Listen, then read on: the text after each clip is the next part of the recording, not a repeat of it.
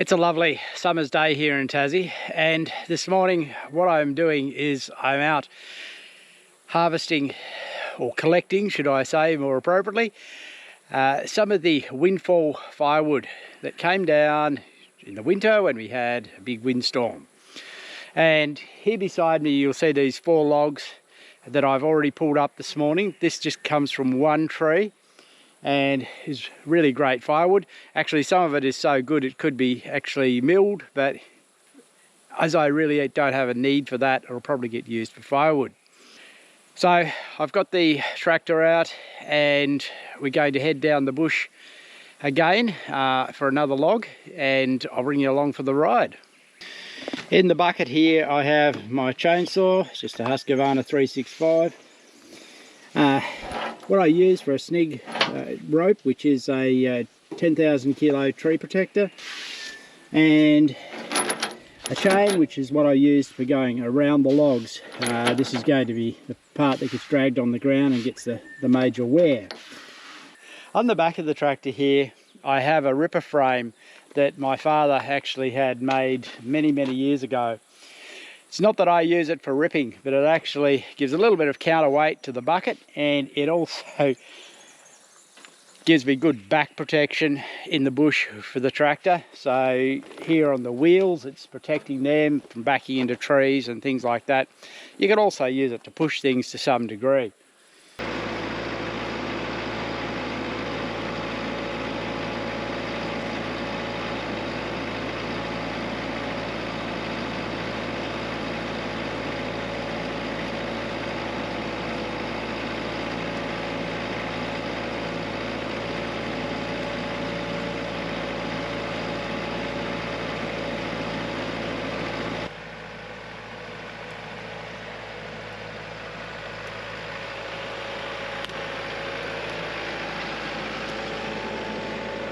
Now, I spied a fallen tree down over here in the forest somewhere the other day, so we're going to take a little wander down there and locate it. So I'm coming in here by foot really to find the best route to get in, the shortest, because I want to come in with minimum disturbance and get in and out as quick as I can with the log. So just have to relocate it first.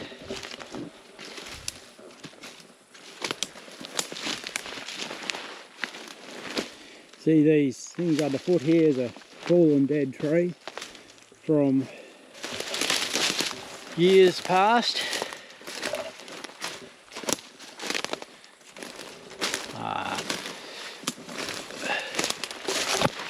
Beside the tree over here, there's a couple of them, a little bit further down than I remembered.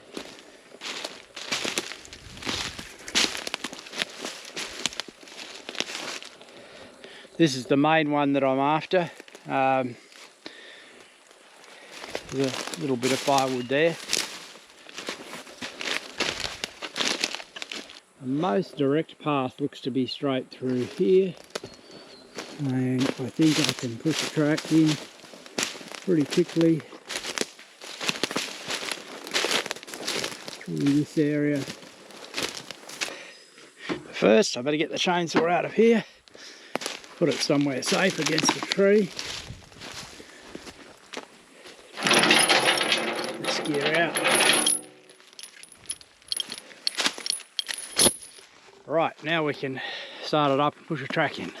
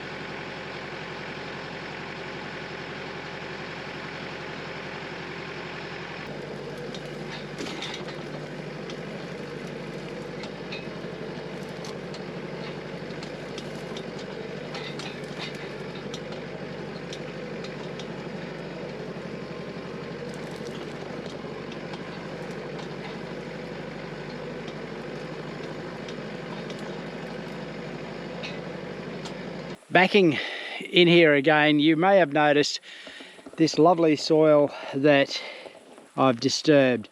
Now this is basically where logs have rotted down in the forest, and it just looks beautiful. It's still got a lot of organic matter in it. You'd almost think of it like rotted sawdust, and it would be quite nice to get and put in the garden. There's lots of this in the forest here, where we get a lot of windfalls really across winter. All the big trees fall down and they decay and feed the soil. So need to come and get the chainsaw into this log and prep it. Looking along this tree, it's a eucalypt tree. It's come down and you can see it goes off a fair way up there into the forest. There's going to be potentially 3 logs come out of this, at least 2. The way these fall is a really good reminder that you must never ever build your house under a gum tree.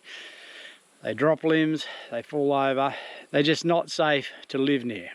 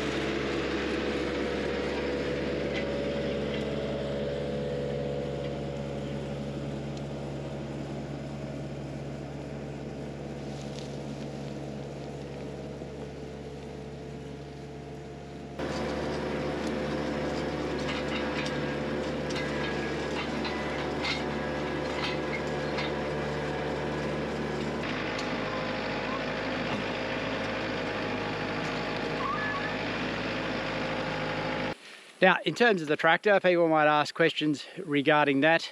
It's a Boomer 50. I've had it for about 5 years. I don't use it a lot. I've only got about 140 hours on it now, and it's mostly really firewood season that it comes into its own. The 4-in-1 bucket makes it really easy to clear those tracks in, and you've seen here what it will pull. It'll pull some quite decent weights out with the 4-wheel drive.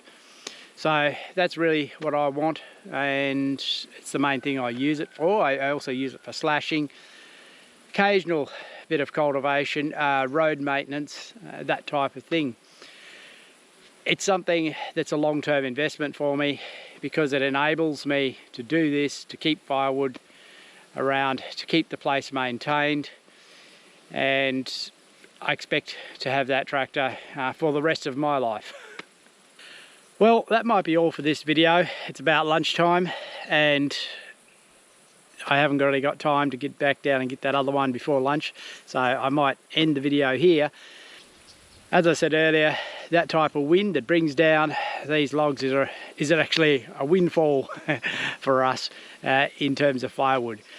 These type of trees, I don't like cutting them down because they're often dead or dangerous. As you saw at the base, they're often rotten, and that means to try and actually fall them with a chainsaw is quite unpredictable and dangerous. So if the wind brings them down, it's absolutely the best way. Just a matter of getting in, getting them out, as we've been doing this morning. It's not a particularly safe operation to do this. I mean, you do the best you can in terms of safety, you wear the gear, you keep your eyes open, but working with timber in the forest always is some risk. Other people go and play high risk sports. This is what I do. It's a bit of fun to play with boys' toys and get some firewood at the same time.